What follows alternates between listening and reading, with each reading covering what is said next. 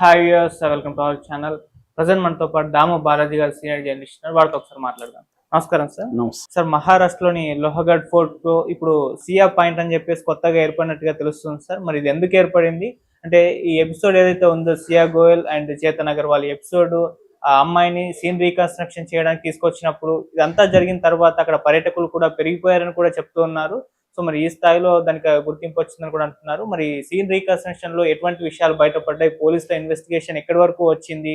ఈ సియా పాయింట్ అసలు ఎందుకు ఏర్పడింది? దీనికి సంబంధించి మీరేం చెప్తారు సార్? ఇప్పుడు అక్కడ లోహగఢ్ పోర్టులో 18న సాయంత్రం అంటే ఆఫ్టర్నూన్ 2:30 గంటలకి కేతన్ అగర్వాల్ అనే అబ్బాయిని సియా గోయల్ అండ్ చేతన్ చౌదరి వీళ్ళిద్దరూ కలిసి చంపేశారు. ఇది అందరికి తెలుసు. జలుబు తలనొప్పి ఒళ్ళు నొప్పుల నుంచి ఉపశమనం శాస్త్రీ బామ్. జలుబు తలనొప్పి ఒళ్ళు నొప్పుల నుండి ఉపశమనం శాస్త్రీ బామ్ ఇప్పుడు ₹5 ప్యాక్ లో కూడా. అయితే ఇప్పుడు ఆ చంపిన ప్లేస్ ఏంటంటే వించుకోట రిడ్జ్ అంటారు. అది మామూలుగా అయితే దాని పేరు వించుకోట రిడ్జి. అది ఇప్పుడు పేరు మారిపోయి సియా పాయింట్ అయిపోయింది. సో ఇప్పుడు అందరూ అసలు ఎట్లా తోసింది, ఎక్కడి నుంచి తోసింది అని చూడడానికి విపరీతంగా దాదాపు 50% రెగ్యులర్ కంటే కూడా 50% ట్రావెలర్స్ పెరిగిపోయారు. అంటే విపరీతంగా వస్తున్నారు జనం. అంటే చూద్దాం అక్కడ నుంచి అసలు ఎట్లా తోసుండొచ్చు ఏంటి అని చెప్పి జనం చూడడానికి అక్కడ కుప్పలు తప్పలుగా వెళ్తున్నారనమాట. సో అంత పాపులర్ అయిపోయింది అది. సో అందుకని దానికి సియా పాయింట్ అని పేరు పెట్టేశారు జనమే. సియా అది ఎవరు అఫిషియల్గా పేరు పెట్టింది కాదు. సియా ఈమె చంపింది కాబట్టి సియా పాయింట్. ఎందుకంటే ఇది పూణేలో జరగడం కాబట్టి అటు నార్త్ మీడియా, సౌత్ మీడియా మొత్తం కూడా ఇది నేషనల్ వైడ్ ఒక సెన్సేషన్ అయింది. ఎందుకంటే అతను డబ్బున్నవాడు, ఈ అమ్మాయి అతన్ని లవ్ చేస్తున్నట్టుగా నటించింది, అతనంటే ఇష్టం అన్నట్టుగా ఆ వీడియోలంతా ఉన్నాయి. మరోవైపు ఈ చేతన్తో ఎప్పటి నుంచో లవ్ చేస్తుంది. సో ఇతను అమ్మాయి కలిసి వాడిని చంపిన పద్ధతి కూడా చాలా మెటికులస్గా, ఇద్దరు చాలా ఆర్గనైజ్డ్గా చాలా స్కీములు వేసి చంపారనమాట. సో ఇప్పుడు పోలీసులు ఏం చేశారంటే కస్టడీకి తీసుకున్నారు వీళ్ళిద్దరిని. మామూలుగా అరెస్ట్ చేశారు, ఎఫ్ఐఆర్ చేశారు. ఎందుకంటే ఈ కేతన్ అగర్వాల్ వాళ్ళ ఫాదరు విశాల్ దేవీచంద్ అగర్వాల్ కంప్లైంట్ ఇచ్చాడు. ఆయన కంప్లైంట్ మేరకు ఎఫ్ఐఆర్ నమోదు చేశారు. వీళ్ళిద్దరిని అరెస్ట్ చేశారు. వీళ్ళిద్దరిలో ఈ అమ్మాయిని A1 గాను, అబ్బాయిని A2 గాను ప్రెసిడెంట్ పెట్టారు. ఇంట్రాగేషన్ ఇవన్నీ తర్వాత ఇనిషియల్ ఇన్వెస్టిగేషన్ తర్వాత A1గా చేతన అవ్వచ్చు, A2 ఆమె అవ్వచ్చు. కానీ ఇప్పటికైతే A1గా ఆమె ఉంది. ఎందుకంటే స్కీమ్ అంతా వేసింది ఆమె, కానీ యాక్చువల్గా తోసింది ఆమె కాదు, చేతనే అని చెప్తున్నారు. సో ఇప్పటికీ మనకి సీన్ రికన్స్ట్రక్షన్ చేశారు ఆల్రెడీ ఒకసారి. మళ్ళీ వీళ్ళు టైం సరిపోదని మళ్ళీ కోర్టుకి ప్రొడ్యూస్ చేసి మళ్ళీ ఎక్స్టెన్షన్ అడిగారు. జూలై 3 వరకు కస్టోడియల్ ఎక్స్టెన్షన్ కోర్టు కూడా ఇచ్చింది. అప్పుడు కూడా సరిపోకపోతే మళ్ళీ కూడా ఇచ్చే అవకాశం ఉంది. దీనికి ప్రత్యేకంగా ఉజ్వల్ నికమ్ అని ఒక ముంబై బేస్డ్ అడ్వకేట్, ఆయన 26/11లో అప్పుడు టెర్రరిస్టులకి వ్యతిరేకంగా పబ్లిక్ ప్రాసిక్యూటర్గా ఆయన పేరు వచ్చింది. అప్పట్లో గట్టిగా చేసి మనకి కసబ్కి ఉరిశిక్ష పడే విధంగా ఆయన చేయగలిగాడు. సో అందుకనే ఆయన్ని దీంట్లో స్పెషల్ పబ్లిక్ ప్రాసిక్యూటర్గా పెట్టారు. అలాగే స్పెషల్ ఫాస్ట్ ట్రాక్ ట్రయల్కి కూడా ఆదేశించారు. కాబట్టి దీని మీద స్టేట్ గవర్నమెంట్ సీరియస్గా తీసుకున్నది. ఫడ్నవీస్ ఈ కేసును సీరియస్గా తీసుకున్నాడు. అందుకని వాళ్ళిద్దరికీ శిక్ష పడే అవకాశం ఉంది. అయితే ఇప్పటి వరకు కొన్ని సంచలనమైన విషయాలు బయటకు వచ్చాయి. వీళ్ళు ఎంత ప్లాన్ చేశారు మెటికులస్గా ఏంటి అనేది. సో వీళ్ళు మామూలుగానే ఈ అమ్మాయి ఒకసారి ఈ కేతన్ తీసుకెళ్ళాడు. కేతన్ ఏంటంటే ట్రెక్కింగ్ అవి చేస్తాడు అతను. కేతన్ గురించి మనం ఆల్రెడీ చెప్పుకున్నాం. అతను పెద్ద బిజినెస్ మ్యాన్, రియల్ ఎస్టేట్, అది 26 ఇయర్స్. ఆ అబ్బాయి దాదాపు 600 కోట్ల వ్యాపార సామ్రాజ్యానికి అధిపతి. సో ఇటుపక్క చేతన్ ఈ అమ్మాయి లవరు, అతనేమో అక్కడ ఒక గుల్టెక్డి అనే ఒక మార్కెట్ ఉంటుంది. ఆ మార్కెట్లో వీళ్ళకి ధనశ్రీ మసాలా అనే ఒక షాప్ ఉంటుంది. అంటే మసాలాలు, తర్వాత ఈ స్పైసెస్ ఇవన్నీ అమ్మే ఒక షాప్ అనమాట, హోల్సేల్ షాపు. ఆ ఏరియా అంతా అట్లాంటివి ఉంటాయన్నమాట.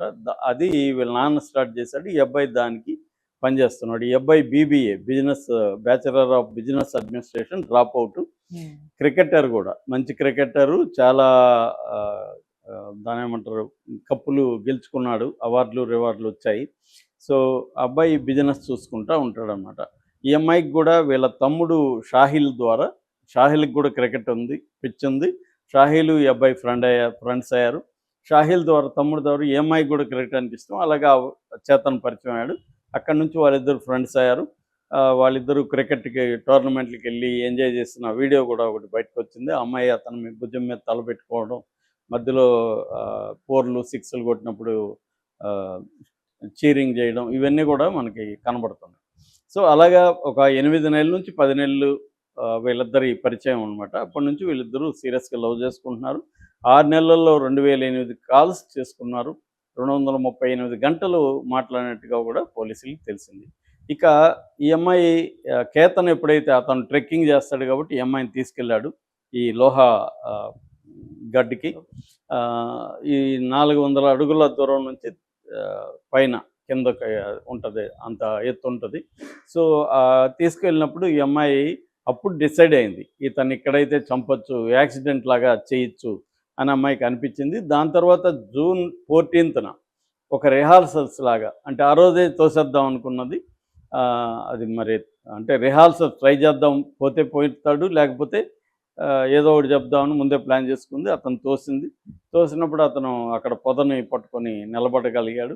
ఏమైంది ఇట్లా దోసావు అంటే, ఇక్కడ పాము వచ్చిందని ఎమోషనల్గా అయిపోయి అతను హగ్ చేసుకొని, నీకేం కాలేదు కదా, అది నేను భయపడిపోయాను, నాకేం చేయాలో తెలియదు, నిన్ను కాపాడడానికి అలా నెట్టాల్సి వచ్చిందని చెప్పింది. అతను నమ్మాడు ఈ అమ్మాయి యాక్టింగ్ని.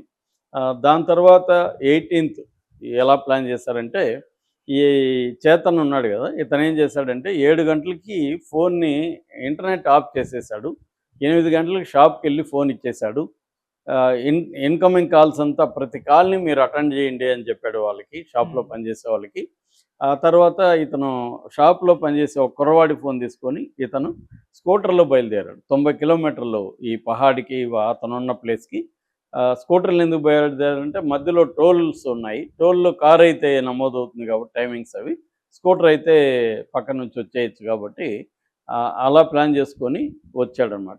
ఈ వీళ్ళ ఫ్రెండ్ నెంబర్ పెట్టుకొని. తన ఫోన్ ఎందుకు తీసుకురాలేదంటే, ఇక్కడ ఏమన్నా టవర్ టెక్నాలజీ ద్వారా వాళ్ళు ఫోన్లో ఆ టైంలో ఉన్నవి కనిపెడతారు. అంటే ఇతను పోలీస్ మెథడ్స్ని ముందుగా స్టడీ చేసి దాన్ని పోలీసులకు దొరకడం కోసం ఒక ప్లాన్ చేశాడు. కాకపోతే ఇక్కడ అతి యాక్టింగ్ చేశాడు, అక్కడే దొరికిపోయాడు. అంటే ఇతను 33 డిగ్రీల హీట్లో హుడీ వేసుకోవడం, జాకెట్ వేసుకుని హుడీ వేసుకోవడం, తర్వాత చెవులకి దాని ఏమంటారు ఇయర్ ఫోన్స్ పెట్టుకోవడం, హెడ్ ఫోన్స్, ఇవన్నీ ఉంటే వాళ్ళకి సీసీటీవీలో డౌట్ వచ్చింది పోలీసులకి. అంటే ఎవరు ఇతను 33 డిగ్రీలు దీంట్లో ఇట్లెందుకు పెట్టుకున్నాడు. అక్కడి నుంచి వాళ్ళు కొంత అనుమానం. మామూలుగా ఇతను అందరిలాగా ప్యాంట్ షర్ట్ వేసుకొని అందరిలాగా కలిసి వచ్చుంటే పోలీసులకి డౌట్ వచ్చుండదు. అదే అతి జాగ్రత్త. ఒక్కోసారి మారు వేషం, మన నారాయణమూర్తి సినిమాలో సంతలో అందరూ మామూలుగా ఉంటే ఈయన మాత్రం ఒక బ్లాక్ దుప్పటి కప్పుకొని మారువేషంలో తిరుగుతుంటాడు. అందరికీ ఎవడ్రా వీడని అందరూ అతని మీద దృష్టి పోయే విధంగా ఉంటుంది. అంటే మారువేషాల్లో అంటే అర్థం ఏంటంటే, నువ్వు జనంలో కలిసిపోవాలి. మారువేషం అంటే నువ్వు సపరేట్గా అందరూ దోతులు ఇవి కట్టుకున్నప్పుడు నువ్వు మంచి ప్యాంట్ షర్ట్ వేసుకొని మారువేషంలో వెళ్ళావు అనుకో, అందరికీ నీ మీద ఎవడు ఇతనన్న డౌట్ వస్తుంది. అలాగా ఇతను పోలీసులు కనిపెట్టడానికి అతి జాగ్రత్త, మొత్తానికి జాగ్రత్త తీసుకున్నాడు. ఆ తర్వాత చనిపోక ముందు ఈ అమ్మాయి ఇతను తోసేయక ముందే ఈ అమ్మాయి 14 నిమిషాలు ఇతనితో కాల్లో మాట్లాడింది. అంటే డిస్కస్ చేసుకున్నారు. ఫోను, ఈ అబ్బాయి ఫోన్ వేరే కాబట్టి ఫోన్లో డిస్కస్ చేసుకున్నారు. డిస్కస్ చేసుకొని అంటే ఎలా తోయాలి ఏంటని. సో ఇతను సలహా ఇచ్చాడు అమ్మాయికి, చేతన్ అమ్మాయికి ఏమి ఇచ్చాడంటే, అతను ఎడ్జి వరకు నువ్వు తీసుకెళ్ళు, ఏదో ఒకటి చెప్పి ఫోటోలు తీయమని అట్లా చేస్తూ ఉండు.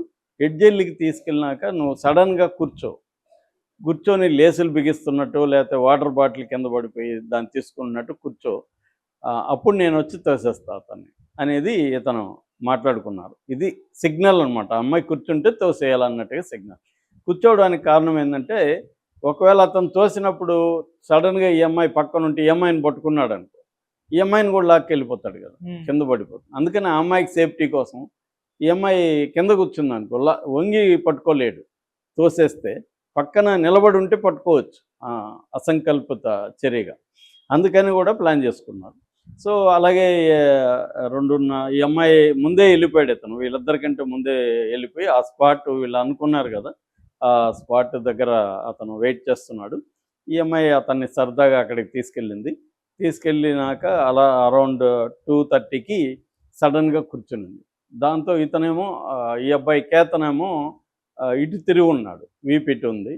సో ఇతను వెళ్ళి ఇతను గట్టిగా క్రికెటర్ కాబట్టి మంచి ఫిజిక్ అది ఉంది, గట్టిగా నెట్టేసరికి అతను బ్యాలెన్స్ కోల్పోయి కింద పడిపోయినాక ఇతను వచ్చేసాడు. దాని తర్వాత ఈ అమ్మాయి టెన్షన్గా వాళ్ళ అమ్మకి ఫోన్ చేసింది, ఇలా పడిపోయాడు అది అని చెప్పి. వాళ్ళు పోలీసులకి ఫోన్ చేశారు, అక్కడ నుంచి అలర్ట్ అయ్యారు. దాంతో ఈవినింగ్ 4 వరకు ఆ అమ్మాయి వాళ్ళతోనే ఉండింది. మధ్యలో బాధపడుతున్నట్టుంది, కానీ చాలా క్వశ్చన్స్ వేస్తే ఏమో ఆన్సర్ ఇవ్వలేదు.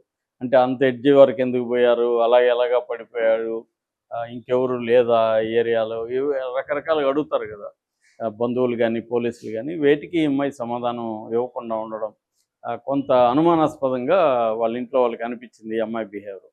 అందుకని పోలీసులకు వాళ్ళు చెప్పారు, ఇది అతను యాక్సిడెంట్గా పడిపోయిన వ్యక్తి కాదు, ఎందుకంటే అతనికి ఈ పహాడ్ అనేది బాగా తెలుసు, ఎప్పటి నుంచి వస్తున్నాడు ఈ లోహ పహాడ్. రెండోది అతను ట్రెక్కింగ్లో ఎక్స్పీరియన్స్డ్ కాబట్టి అంత ఈజీగా పడిపోడు, ఏదో జరిగింది, ఈ అమ్మాయి అన్నీ చెప్పట్లేదు అన్నట్టుగా వాళ్ళు డౌట్ ఎక్స్ప్రెస్ చేశారు. అక్కడ నుంచి వీళ్ళు సీసీటీవీలు అవి పరిశీలించడం మొదలుపెట్టారు. ఆ ఏరియాలో సీసీటీవీలు లేవు, కానీ టికెట్లు ఇచ్చే దగ్గర ఎంట్రన్స్లో ఉంది. ఎంట్రన్స్లో ఇంకెవరైనా ఉన్నారా ఏంటని పరిశీలించినప్పుడు ఈ హుడీ వేసుకొని, షార్ట్ వేసుకొని, హెడ్ ఫోన్స్ పెట్టుకున్న వ్యక్తి వీళ్ళకి విచిత్రంగా కనబడ్డాడు. ఎవరు ఈ వ్యక్తి అనుకున్నప్పుడు అప్పుడు మెల్లమెల్లగా వీళ్ళకి విషయాలు, ఫోన్లు తీసుకున్నారు, ఫోన్లలో అంతా డేటా అంతా డిలీట్ చేస్తున్నారు. సో పైగా ఇతను ఏం చేశాడు, మళ్ళీ వెళ్ళిపోయాడు.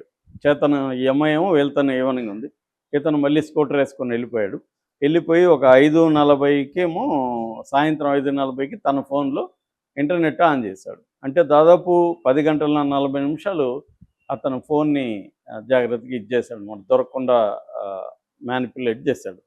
సో వీళ్ళకి ఇవన్నీ చూసినాక అతని పేరు అవన్నీ తెలిసింది వీళ్ళకి. ఈ అమ్మాయి ఫోన్ రికార్డ్స్ చూశారు. ఫోన్ రికార్డ్స్లో ఈ అమ్మాయి ఎక్కువగా చంపక ముందు కూడా 34 నిమిషాలు ఎంతో మాట్లాడింది తనతో. సో అందుకని వాళ్ళకి ఎవరి తను అనుకున్నప్పుడు ఆ ఫోటో తెప్పిస్తే ఆ ఫోటోలో ఉన్న వ్యక్తి, హుడీ వేసుకున్న వ్యక్తి ఒకే రకంగా అనిపించారు. ముఖం కూడా కనబడకుండా ఇతను దాచుకున్నాడు, అయినా కూడా వాళ్ళ బాడీ లాంగ్వేజ్ అవన్నీ చూస్తే ఇతనే అనేది అర్థమైంది. సో ఇతను ఎందుకు ఉన్నాడు ఇక్కడ అన్న డౌట్ వస్తుంది కదా, అదే టైంలో ఇతను ఏం చేస్తున్నాడు. సో అక్కడి నుంచి వాళ్ళు ఇంకా అనుమానాలు వచ్చేసింది, వీళ్ళే చేసి ఉంటారని. ఇంకా వాళ్ళని పట్టుకున్నారు, ఇద్దరిని అరెస్ట్ చేశారు. సో అలాగా మొత్తానికి ఆ స్పాట్ చంపింది కాబట్టి సియా పాయింట్ అనేది పెట్టారు జనం. ఇప్పుడు అందరూ కూడా ఎలా చంపింది, ఇక్కడ నుంచి ఏం జరిగింది అనేది చూడడానికి వెళ్తారు. Okay sir, thank you so much.